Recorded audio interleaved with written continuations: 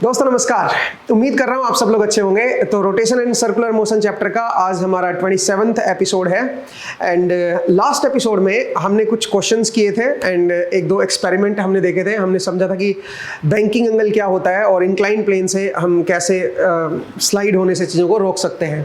ये चीज़ हमने last episode में देखी थी। आज का जो एपिसोड है दोस्तों, इसमें हम स्यूडो फोर्स की बात करेंगे और स्यूडो फोर्स में एक हमने सेंट्रीफ्यूगल फोर्स पढ़ा था। जब आप नॉन इनर्शियल रेफरेंस फ्रेम से चीज़ों को ऑब्जर्व करते हो और जब कोई चीज़ रोटेट कर रही होती है तो उस पर एक सेंट्रीफ्यूगल फोर्स लगता है। वैसा ही एक और फोर्स भी लगता है दोस्तों, जिसको हम बोलते हैं कॉरियोलिस फोर्स। एक तरह से फिक्टिशियस फोर्स एग्जिस्ट करता है जब कोई ऑब्जेक्ट, कोई सरफेस रोटेट कर रहा है और उसके ऊपर कोई दूसरा ऑब्जेक्ट मूव कर रहा है तो उसके ऊपर एक और फोर्स एग्जिस्ट करता है जिसको हम बोलते हैं कोरियोलिस फोर्स। तो आज का जो एपिसोड है उसमें हम कोरियोलिस फोर्स के इफेक्ट को समझेंगे। कोरियोलिस फोर्स काफ़ी इंपॉर्टेंट है। बहुत सारी ऐसी एप्लीकेशन है जहाँ पे हमें इसको कंसिडर करना पड़ता है। खासकर जब आप लॉन्ग रेंज मिसाइल लॉन्च करते हो तो एक्यूरेसी के लिए आपको कोरियोलिस फोर्स को के इफेक्ट को लेना पड़ता है, उसको ध्यान में रखना पड़ता है सो दैट एक्यूरेसी आपकी अच्छी रहे। और भी बहुत सारी एप्लीकेशंस हैं। मौसम में जो बदलाव है उनमें भी इसका बड़ा रोल है। तो वो सब चीज़ें जो है उनको हम देखेंगे। तो चलिए पहले इसका एक एक्सपेरिमेंट हम परफॉर्म कर लेते हैं। तो उसके लिए मैं आपको सेटअप समझा देता हूँ। तो सेटअप में आप देख सकते हो कि सबसे पहले तो हमारे पास 3 कैमरे हैं। पहला कैमरा यहाँ पे लगा हुआ है, ये रोटेटिंग फ्रेम में कैमरा लगा हुआ है। इसका मतलब नॉन इनर्शियल रेफरेंस फ्रेम को दिखाएगा। एक कैमरा हमने टॉप पे रखा हुआ है जो एक फिक्स्ड फ्रेम ऑफ रेफरेंस में लगा हुआ है और एक सामने से आप जो कैमरा है वो भी फिक्स्ड फ्रेम में है बट वो साइड व्यू को दिखा रहा है, सामने से दिखा रहा है। ठीक है, यहाँ पे मेरे पास एक डिस्क है जो रोटेट कर सकती है। ठीक है, और हमने एक यहाँ पे पाइप को लगाया है और हम इसमें से एक बॉल को लॉन्च करेंगे। तो आप देख सकते हो कि जब मैं इस बॉल को, जब ये रुका हुआ है और मैं बॉल को यहाँ से छोड़ रहा हूँ तो बॉल ऑलमोस्ट सेंटर की तरफ जा रही है। ठीक है, लेकिन जब ये रोटेट कर रही होगी तो उस केस में बॉल सेंटर की तरफ नहीं जा रही होगी। क्यों? क्योंकि जैसे मैं बॉल को लॉन्च करूंगा बॉल के पास एक तो टुवर्ड्स द सेंटर वेलोसिटी आएगी और एक वेलोसिटी टेंजेंशियल भी आएगी, क्योंकि जब ये घूम रही होगी तो जैसे ही बॉल यहां से निकलेगी इसमें से तो उसके पास एक और कंपोनेंट आ जाएगा वेलोसिटी का। तो ऑलमोस्ट वो कुछ तिरछी लॉन्च होगी, कुछ डिफरेंट एंगल पे लॉन्च होगी, वो बिल्कुल टुवर्ड्स द सेंटर लॉन्च नहीं होगी। और फिर हम क्या करेंगे, फिर हम इस बॉल की ट्रेजेक्टरी को एक तो इनर्शियल फ्रेम ऑफ रेफरेंस से देखेंगे जो ऊपर फिक्स्ड कैमरा है उससे देखेंगे, और एक आपका नॉन इनर्शियल रेफरेंस फ्रेम से जो सामने जो कैमरा लगा हुआ है उसके रेस्पेक्ट में उस ट्रेजेक्टरी को ऑब्जर्व करेंगे। एक चीज मैं बता देता हूं, बॉल जो है वो तो एक स्फेरिकल बॉल है तो ये तो रोल करेगी इसके ऊपर, तो हम फ्रिक्शन को यहां पे नेग्लेक्ट करते हुए चलेंगे। तो चलिए इस एक्सपेरिमेंट को परफॉर्म करते हैं और इसका एनालिसिस करते हैं। मिलते हैं एक्सपेरिमेंट में। तो चलिए दोस्तों इस एक्सपेरिमेंट को परफॉर्म करते हैं। तो सबसे पहले मैं जरा इसको रोटेट कर रहा हूं। ठीक है, तो ये मेरा रोटेट करना स्टार्ट हो गया। अब मैं बॉल को इसमें थ्रो करूंगा और देखते हैं कि ट्रेजेक्टरी कैसी आती है। ठीक है, तो आपने बॉल को देखा कि कैसे बॉल गई है। अब इस बॉल का जो ट्रेजेक्टरी है उसको हम टॉप जो कैमरा हमारा लगा हुआ है जो फिक्स्ड फ्रेम में है उससे देखेंगे और एक हमारा जो रोटेटिंग फ्रेम में जो कैमरा लगा हुआ है उससे देखेंगे कि दोनों से बॉल कैसी नजर आई। ठीक है,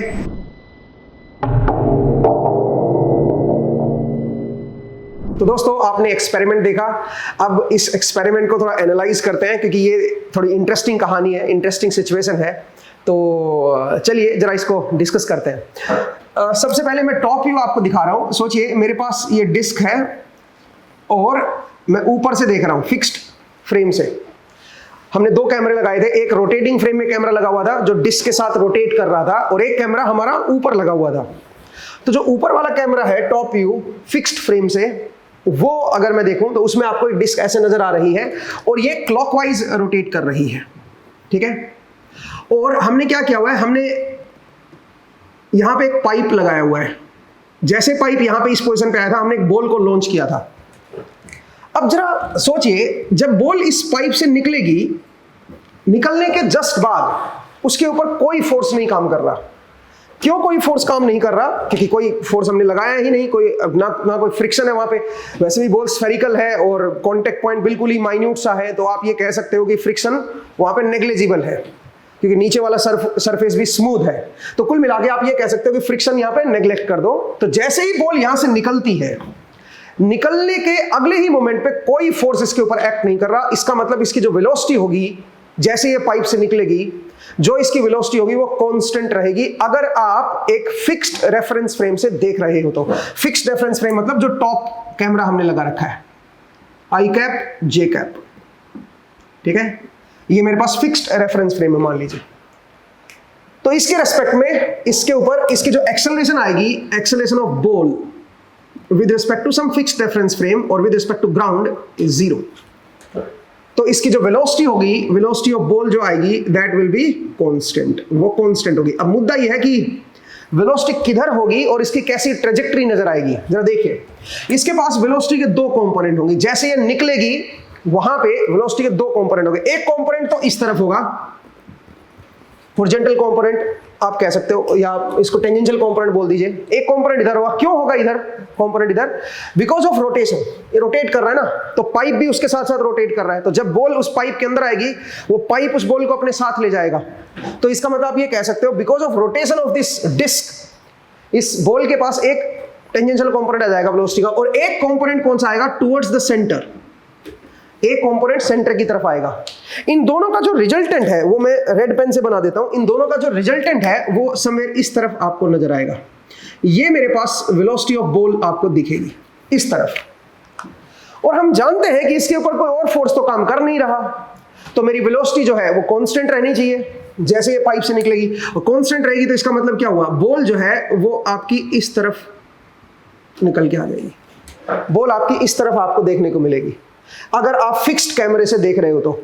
और हमारे पास जो रिजल्ट अपीयर हुआ वो भी कुछ ऐसा ही हुआ। आप देख भी सकते हो जो रिजल्ट है उसको, हमने उसकी छोटी सी जो क्लिप बनाई है उसको आप देख सकते हो साथ साथ, सो दैट आप इसको एनालाइज कर सको। इसका मतलब फिक्स्ड फ्रेम से बॉल जो है वो स्ट्रेट नजर आएगी, सीधी चलती हुई ऐसे नजर आएगी, ठीक है। जहां से लॉन्च हुई थी वहां से और यहां तक सीधी ऐसे लाइन पे चलती हुई नजर आएगी। आई होप ये क्लियर हुआ। इसकी एक्सेलरेशन 0 आएगी। तो ये है with respect to fixed reference frame, और you can say inertial reference frame. Inertial reference frame, inertial reference frame से आपका ये इस तरह से नजर आएगा। अब बात करते हैं नॉन इनर्शियल रेफरेंस फ्रेम से, मतलब वो कैमरा जो हमने डिस्क के ऊपर लगा रखा है। अब डिस्क रोटेट कर रही है तो कैमरा भी रोटेट कर रहा है। इसका मतलब आप ये कह सकते हो कि कैमरे का जो फ्रेम ऑफ रेफरेंस है वो एक रोटेटिंग फ्रेम ऑफ रेफरेंस है। तो उसके रेस्पेक्ट में भी जरा चीजों को देख लेते हैं। तो जरा देखिए, अब मैं with respect to rotating reference frame, rotating reference frame से चीजों को देखते हैं अब, ठीक है। तो जरा देखिए दोस्तों, यहां पे सेंटर पे ऑलमोस्ट कैमरा फिक्स है, हालांकि सेंटर से थोड़ा सा आउट है, बट कोई बात नहीं, आप मान लो कि सेंटर पे ही फिक्स्ड है, और यहां पे पाइप है। अब जरा देखना इंटरेस्टिंग क्या है। अगर आप इस कैमरे की नजर से देखोगे तो इस कैमरे को लग रहा है कि ये डिस्क स्टेशनरी है। सराउंडिंग जो है इसके बाहर वाली वो उल्टी रोटेट कर रही है, वो एंटी क्लॉकवाइज आ रही है, ठीक है। इसको ऐसा लग रहा है जैसे हमें लग रहा है हम अर्थ पे हैं, हमें अपने आप को लग रहा है कि हम फिक्स्ड है, जबकि ऐसा है नहीं। तो ऐसे ही इसको लग रहा होगा, कैमरे को लग रहा है कि जो डिस्क है वो तो मेरी फिक्स्ड है, वो तो मेरी रोटेट कर ही नहीं है। सराउंडिंग जो है वो एंटी क्लॉकवाइज रोटेट कर रही है, सराउंडिंग एंटी क्लॉकवाइज रोटेट कर रही है। अब जैसे यहां से बॉल निकलेगी दोस्तों, जैसे बॉल यहां से निकलेगी, इसको जो मोशन नजर आएगा इस कैमरे को वो थोड़ा सा डिफरेंट होगा। वो कुछ इस तरह से आपको मोशन नजर आएगा। आप इवन देख भी पा रहे होंगे, हमने उसकी ट्रेजेक्टरी को प्लॉट किया है। बॉल जो है वो इस तरह से जा रही है, कर्व बना रही है। ये इंटरेस्टिंग है। जैसे ही यहां से निकली बॉल पाइप से, हमें इस कैमरे से कोई और फोर्स तो बॉल के ऊपर नजर आ नहीं रहा है। अगर मैं कैमरे की नजर से देखूं तो जैसे ही बॉल पाइप से निकलती है उसके ऊपर कोई एक्सटर्नल फोर्स तो हमें नजर नहीं आ रहा कि कोई बंदा उसको पुश कर रहा हो, कोई दिखा रहा हो, कोई लगा रहा हो फोर्स, नहीं। और कैमरे की नजर से ये डिस्क भी फिक्स्ड है, डिस्क के ऊपर भी कोई एज सच कोई रोटेट नहीं कर रही है डिस्क भी कैमरे की रेस्पेक्ट में, ठीक है। रोटेटिंग फ्रेम के रेस्पेक्ट में अगर आप देख रहे हो, कैमरे के रेस्पेक्ट में देख रहे हो, तो उसको तो डिस्क फिक्स नजर आ रही है। तो एक तरह से फिक्स्ड सरफेस पे आपने बॉल इधर लॉन्च की और बॉल जो है वो कर्व बना रही है, उसके ऊपर कोई एक्सटर्नल फोर्स भी नजर नहीं आ रहा। अब आप समझिए, जब भी कोई चीज कर्व बनाती है तो उसके पास दो एक्सेलरेशन होती है, एक टेंजेंशियल एक्सेलरेशन, एक नॉर्मल एक्सेलरेशन। इसका मतलब क्या हुआ, इसके रेस्पेक्ट में इसके ऊपर एक एक्सेलरेशन काम कर रही है, इस बॉल के पास अपनी एक एक्सेलरेशन है, लेकिन इसके ऊपर कोई फोर्स तो नजर आ नहीं रहा। इसका मतलब क्या हुआ, इसका मतलब यह हुआ कि ये जो रोटेटिंग फ्रेम है, जो कैमरे वाली जो फ्रेम है, इस फ्रेम में फोर्स नजर आ रहा है बॉल के ऊपर, या एक्सेलरेशन नजर आ रही है बॉल के ऊपर विदाउट किसी फोर्स के। मैंने पहली लाइन गलत बोल दी। इस बॉल के पास एक्सेलरेशन तो नजर आ रही है अगर आप इसके रेस्पेक्ट में देख रहे हो तो, लेकिन इसके ऊपर कोई फोर्स अपीयर नहीं हो रहा। इसका मतलब क्या हुआ, इसका मतलब है कि आप जो है एक नॉन इनर्शियल फ्रेम से देख रहे हो, आपका जो कैमरा है वो एक नॉन इनर्शियल रेफरेंस फ्रेम में है। तो ये जो फ्रेम ऑफ रेफरेंस हो जाएगी ये नॉन इनर्शियल हो जाएगी, नॉन इनर्शियल रेफरेंस फ्रेम हो जाएगी। तो इस बार जो रोटेटिंग फ्रेम है वो नॉन इनर्शियल है। आप समझिए नॉन इनर्शियल क्यों बनी। मैंने आपको पहले भी समझाया था कि जब भी आप किसी ऑब्जेक्ट को देख रहे हो और वो ऑब्जेक्ट एक्सेलरेट कर रहा है बिना किसी फोर्स के, तो आप समझ जाओ कि आप एक नॉन इनर्शियल रेफरेंस फ्रेम में हो। तो यहां पे यही तो हो रहा है, आप कैमरे के नजर से देख रहे हो चीजों को, और इस कैमरे को इस बॉल की एक्सेलरेशन नजर आ रही है, बट इसके ऊपर कोई फोर्स नजर नहीं आ रहा। आप बोलोगे सर एक्सेलरेशन कैसे नजर आ रही है, कि कर्व बना रहा है ना इसके रेस्पेक्ट में। कर्व बनाने में कोई भी चीज कर्व बनाती है, अगर इसके ऊपर कोई एक्सेलरेशन ना होती तो जैसे ये लॉन्च होती है यहां से उसी दिशा में चलती रहती, लेकिन इस कैमरे को तो अलग नजर आ रही है, पहले थोड़ा नजदीक नजर आ रही है उसके बाद दूर जाती हुई नजर आ रही है। इसका मतलब ये हुआ कि ये एक नॉन इनर्शियल रेफरेंस फ्रेम है, इसके पास एक्सेलरेशन नजर आ रही है बिना किसी फोर्स के। अब अगला मुद्दा ये है कि चलो ठीक है, अब नॉन इनर्शियल से ये एक्सेलरेट हो रहा है, इसकी एक्सेलरेशन क्या होगी, फिर उस एक्सेलरेशन को निकालते हैं और उस एक्सेलरेशन से एक फोर्स बन जाएगा, क्योंकि मास इनटू एक्सेलरेशन करोगे तो फोर्स ही तो आएगा। तो उस फोर्स को हम स्यूडो फोर्स बोलेंगे अब यहाँ पे। तो वो जो फोर्स है वो एक फिक्टिशियस फोर्स बन जाएगा। अब वो जो फिक्टिशियस फोर्स होगा वो कौन सा फोर्स होगा उसको जरा देखते हैं, ठीक है, उसको जरा समझने की कोशिश करते हैं। तो चलिए जरा देखिए दोस्तों, अब अगर मैं यहां पे एक्सेलरेशन लिखूं तो ये मेरा कैमरा है मान लीजिए सेंटर पे, या इसको सेंटर बोल दो, और ये मेरी बॉल है बी, ठीक है। तो अगर मैं यहां से लिखना चाहूं तो मैं कह सकता हूं acceleration of ball with respect to some fixed reference frame, with respect to some inertial reference frame, is equal to acceleration of camera plus alpha cross r of ball with respect to camera minus omega square r of ball with respect to camera plus 2 times of omega cross velocity of ball with respect to camera plus acceleration of ball with respect to camera. इस तरह से आप लिख सकते हो भाई, ये एक जनरलाइज्ड एक्सप्रेशन है। रोटेटिंग रेफरेंस फ्रेम हो चाहे फिक्स्ड रेफरेंस फ्रेम हो, आपका जो कैमरा है वो रोटेटिंग रेफरेंस फ्रेम है इस बार, या आई कैप जे कैप रोटेटिंग रेफरेंस फ्रेम है, ये रोटेट कर रहा है भाई। तो अगर आप उसके रेस्पेक्ट में लिखोगे तो ऐसे आप जनरलाइज्ड एक्सप्रेशन लिख सकते हो। अब जरा देखिए ध्यान से, मेरा जो ओमेगा है इसका वो कांस्टेंट है, ओमेगा जो है वो कांस्टेंट है, कांस्टेंट ओमेगा से ये डिस्क एक्चुअल में रोटेट कर रही है। तो अगर ओमेगा कांस्टेंट है तो अल्फा की वैल्यू क्या हो जाएगी, अल्फा की वैल्यू हो जाएगी 0। इसका मतलब ये टर्म आपकी गायब हो जाएगी। दूसरी बात, acceleration of ball with respect to ground, ground के रेस्पेक्ट में, मतलब फिक्स्ड रेफरेंस फ्रेम के रेस्पेक्ट में एक्सेलरेशन ऑफ बॉल क्या आ रही है, वो 0 आ रही है। और सेंटर की जो कैमरा है उसकी एक्सेलरेशन भी विद रिस्पेक्ट टू फिक्स्ड में क्या मान के चल रहा हूं, 0 मानूंगा, क्योंकि उसके ऊपर भी कोई फोर्स नहीं लग रहा। तो ये भी कैमरे की जो एक्सेलरेशन है with respect to fixed reference frame वो आपकी 0 है, उसके ऊपर भी कोई फोर्स नहीं लग रहा है। फिक्स्ड रेफरेंस फ्रेम से अगर आप देख रहे हो तो फिक्स्ड मतलब टॉप व्यू से अगर आप देख रहे हो तो चाहे कैमरे को देखो चाहे बॉल को देखो, उनके ऊपर कोई फोर्स तो लग नहीं रहा, तो उनकी जो नेट एक्सेलरेशन आएगी वो 0 आएगी। अच्छा, माइनस यहां पे क्या आ गया, माइनस आ गया omega square r of B with respect to C plus 2 times of omega cross velocity of B with respect to C plus acceleration of B with respect to C. इस तरह से आप लिख सकते हो दोस्तों। अब यहां से अगर मैं acceleration of B with respect to this camera निकालूं, वो निकल के आ जाएगी मेरे पास। क्या निकल के आएगी, acceleration of B with respect to camera, that will be equal to omega square r of B with respect to C. ठीक है, एक तो ये नजर आएगी और एक क्या नजर आएगी दोस्तों, minus 2 times of omega cross velocity of ball with respect to C. ये 2 कंपोनेंट निकल के आएंगे एक्सेलरेशन के अंदर। ठीक है, ये है मेरा सेंट्रीफ्यूगल एक्सेलरेशन। वैसे तो सेंट्रीपिटल बोलना चाहिए मुझे इसको, बट ये जो एक्सेलरेशन बनेगी ये कौन सी बनेगी बताइए। ये जो एक्सेलरेशन है ये बाहर रेडियली आउटवर्ड है, r of B with respect to C बाहर की तरफ आएगी, बॉल से सी के रेस्पेक्ट में जो है, तो आप इसको सेंट्रीफ्यूगल बोल सकते हो।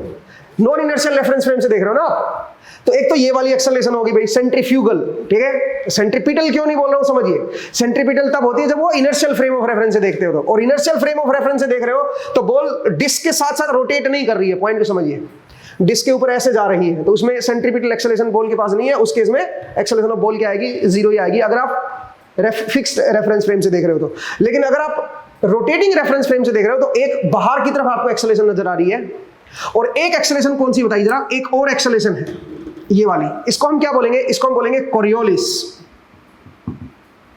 Coriolis acceleration. ये है मेरे पास कोरियोलिस एक्सेलरेशन, ठीक है। तो अब अगर मैं फोर्स की बात करूं, दो एक्सेलरेशन आ गई, एक्सेलरेशन बिना फोर्स के थोड़ी ना आएंगी, इसका मतलब है इस फ्रेम ऑफ रेफरेंस से जब आप non inertial frame of reference से देखोगे तो इसके ऊपर फोर्स लग रहा होगा बॉल के ऊपर। कौन से फोर्स को बताओगे, कौन सा फोर्स लग रहा होगा? अगर मैं फोर्स की बात करूं तो फोर्स एक तो लग रहा होगा mass of ball omega square r of B with respect to C, एक तो ये फोर्स लग रहा होगा जिसको आप सेंट्रीफ्यूगल फोर्स बोल सकते हो, ये रेडियली आउटवर्ड है भाई, ठीक है, जिधर r of B with respect to C आएगा उधर ही आएगा ये, तो देखेंगे किधर आएगा, उसका एरो लगाते हैं। और एक और फोर्स नजर आएगा, वो कौन सा फोर्स होगा दोस्तों, वो आपका होगा -2 into m into omega cross velocity of ball with respect to C, इसको हम बोलेंगे कोरियोलिस फोर्स।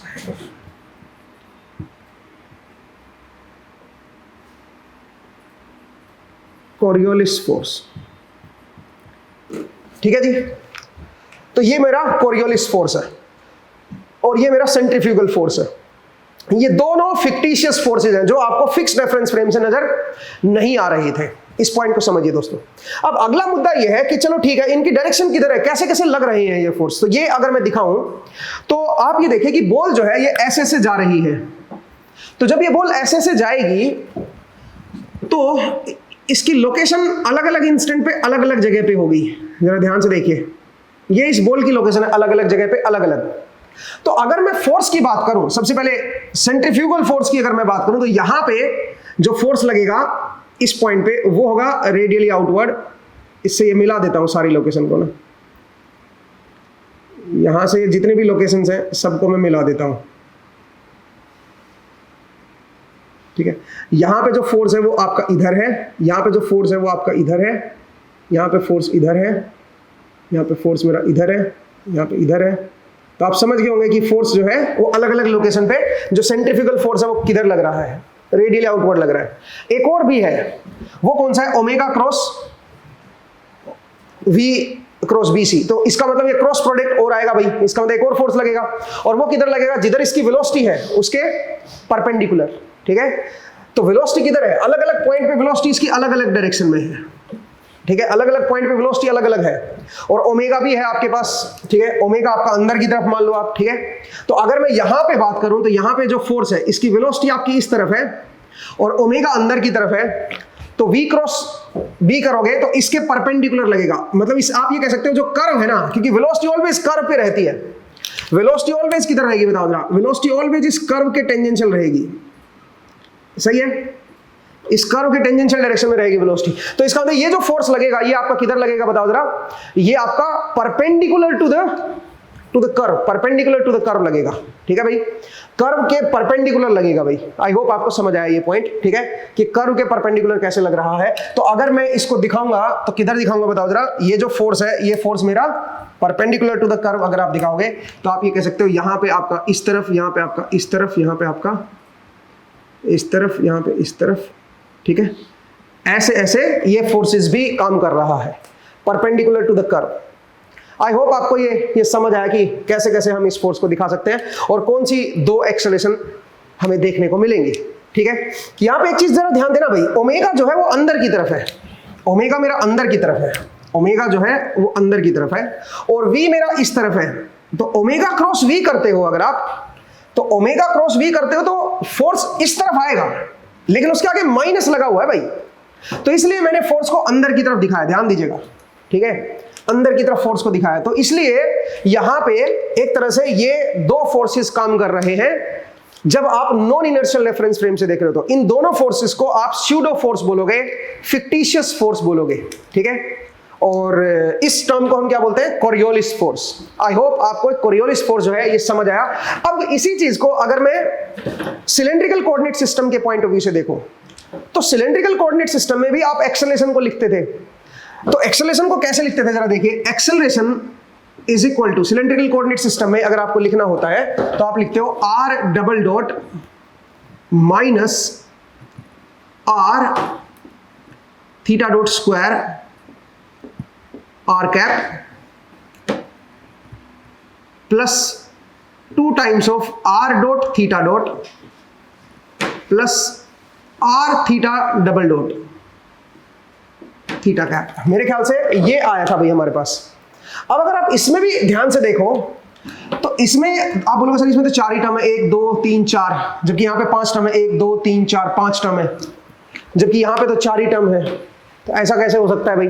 जरा देखो इसमें ये जो 5वीं टर्म ये वाली जो थी ना, ये लिखी नहीं, क्यों? क्योंकि इसमें जो जिसके अबाउट आप देखते हो, सिलेंड्रिकल कोऑर्डिनेट सिस्टम कब लगाते हो? जब आपको जो जो जो कोई पॉइंट है जिसके अबाउट जो है पार्टिकल जो है वो ऐसे कर्व बना रहा हो।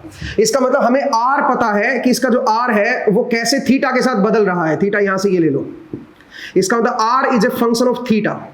इसका मतलब ये जो पॉइंट है इसको सी बोल दो और इस पॉइंट को बी बोल दो, तो सी पॉइंट तो पहले से ही फिक्स्ड पॉइंट है ना, जिसके अबाउट आप देख रहे हो आर कैसे बदल रहा है, थीटा कैसे बदल रहा है। तो सी पॉइंट की जो एक्सेलरेशन आएगी वो तो 0 आएगी, तो वो तो यहाँ पे इसमें लिखी ही नहीं, उस एक्सेलरेशन को इसने लिखा ही नहीं, इसलिए यहाँ पे 4 टर्म है। ये वाली एक्सेलरेशन इसने लिखी ही नहीं इसके अंदर। पॉइंट को समझिए। तो अब जरा देखिए, ये है मेरे पास बॉल की एक्सेलरेशन, ये बॉल की एक्सेलरेशन है। तो अगर मैं बॉल की एक्सेलरेशन लिखूंगा तो सबसे पहले तो थीटा डबल डॉट 0 हो जाएगा, या अल्फा वाली टर्म खत्म हो जाएगी, ठीक है। और एक्सेलरेशन ऑफ बॉल भी मेरी 0 आएगी। क्यों भाई? बॉल की एक्सेलरेशन, क्योंकि बॉल के ऊपर कोई फोर्स लग ही नहीं रहा, और ये जो एक्सेलरेशन है with respect to fixed reference frame से है। तो फिक्स्ड रेफरेंस फ्रेम ग्राउंड के रेस्पेक्ट में बॉल की एक्सेलरेशन 0 है, क्योंकि बॉल के ऊपर कोई फोर्स नहीं लग रहा। ग्राउंड को मैं एक इनर्शियल रेफरेंस फ्रेम मान रहा हूं, ठीक है। तो ये 0 आएगी। तो यहां से अगर आप ध्यान से देखोगे तो यहां से आप ये कह सकते हो कि R double dot R cap minus R theta dot R cap plus 2 R dot theta cap is equal to 0। तो यहां से ये जो एक्सेलरेशन निकल के आएगी, ये जो टर्म निकल के आएगी, ये इस चीज को दिखाएगी, acceleration of ball with respect to centre. तो ये जो निकल के आएगी यहां से, आप ये कह सकते हो कि आर डबल डॉट जो निकल के आएगा that will be equal to, ठीक है, ये जो निकल के आएगा दोस्तों ये आएगा R theta dot square R cap minus 2 R dot theta cap. देखो ये वही निकल के आया जो पहले निकल के आ रहा था। ये ओमेगा स्क्वायर हो गया, आर ओमेगा स्क्वायर बन गया, देखो ओमेगा स्क्वायर आर बन गया, ठीक है। और इसकी डायरेक्शन आर कैप की तरफ है, रेडियली आउटवर्ड है, ठीक है भाई। दूसरी टर्म ये आ गई भाई, दूसरी टर्म ये है, ये आपकी ये किस तरफ आई है? थीटा कैप, ठीक है।